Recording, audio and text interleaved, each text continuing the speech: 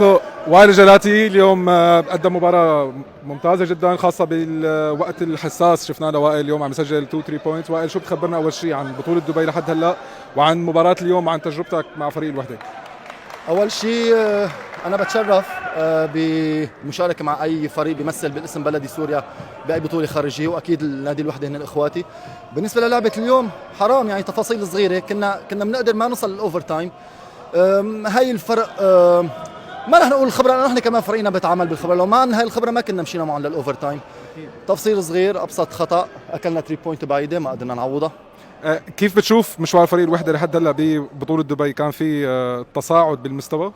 اكيد، لانه ماتش امبارح، شوف جيم امبارح ما فينا نقيم حالنا، لانه عم تلعب ضد فريق يعني سريع ونسبه كانت امبارح على 3 بوينت فريق الفلبيني مخيفه. اليوم لا، عم تلعب مع فريق بيشبهك، يعني ما كان في شيء بمنعنا انه نربح، غير تفصيل صغير.